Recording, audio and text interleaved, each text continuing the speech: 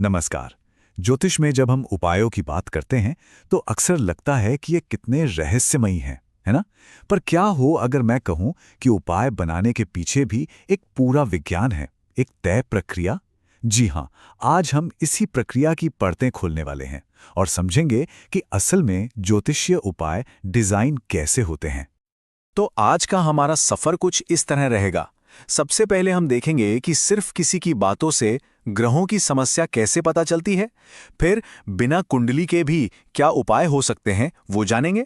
इसके बाद हम थोड़ा और गहराई में उतरेंगे और आखिर में एक असली केस स्टडी से समझेंगे कि ये सब असल जिंदगी में कैसे काम करता है।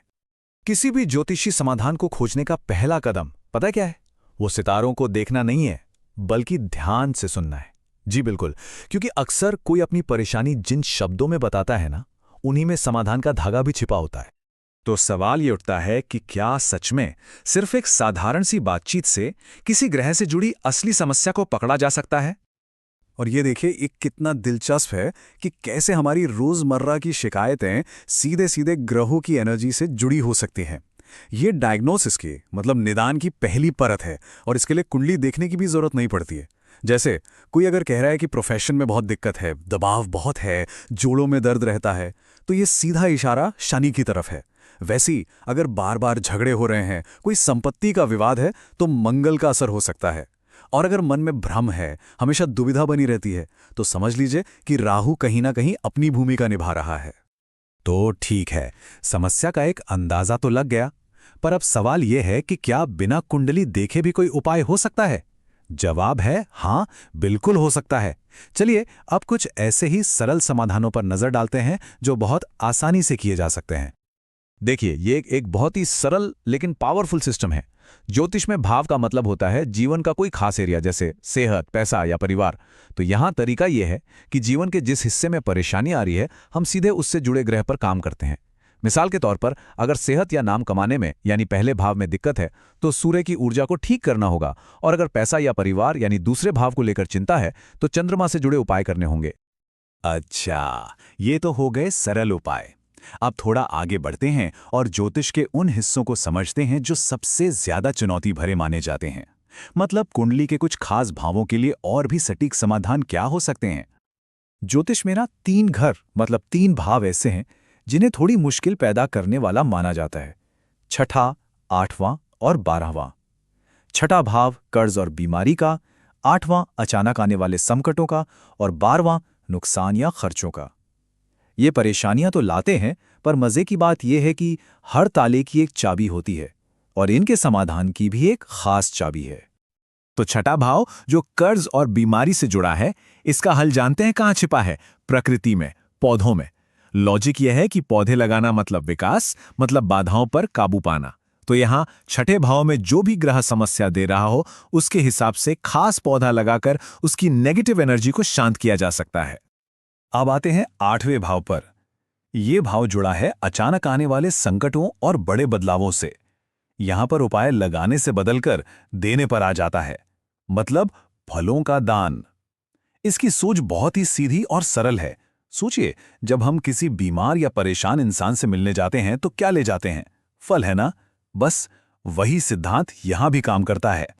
और आखिर में है 12वां भाव, जिसे हम नुकसान और खर्च का घर कहते हैं। इसके लिए सबसे अच्छा उपाय है दान। यहां का सिद्धांत बड़ा सीधा है, स्वेच्छा से देना।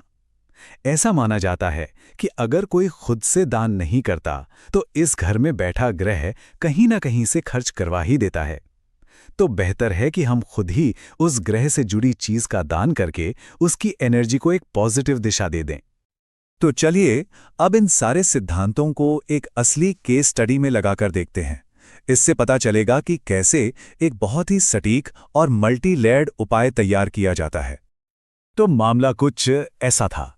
एक व्यक्ति थे जो बृहस्पति यानी जुपिटर की महादशा से गुजर रहे थे।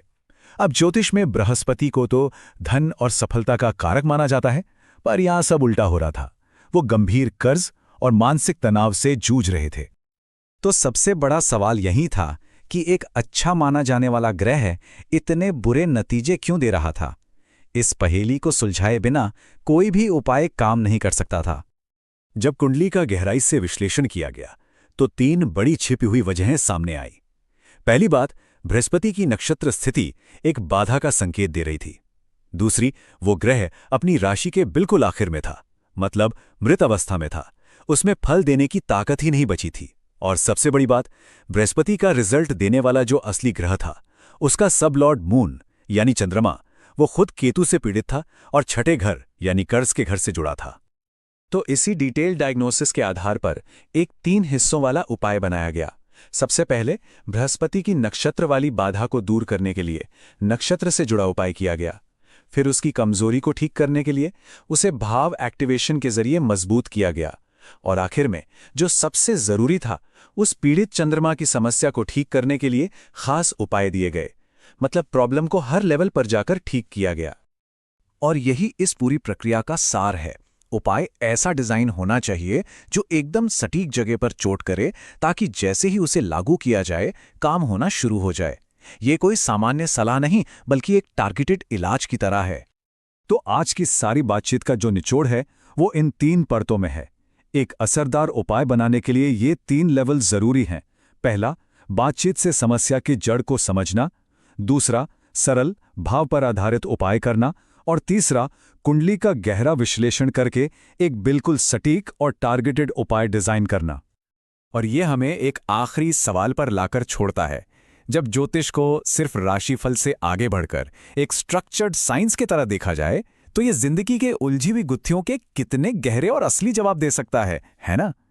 ये सोचने वाली बात है कि अगर किसी को सितारों से अपनी जिंदगी का एक सबसे बड़ा सवाल पूछने का मौका मिले, तो वो सवाल क्या होगा? आज के इस विश्लेषण में हमारे साथ जुड़ने के लिए बहुत बहुत धन्यवाद। अगर इस बातचीत ने मन में और जानने की इच्छा जगाई है या कोई व्यक्तिगत सवाल है, तो बेझिझक संपर्क कर सकते हैं।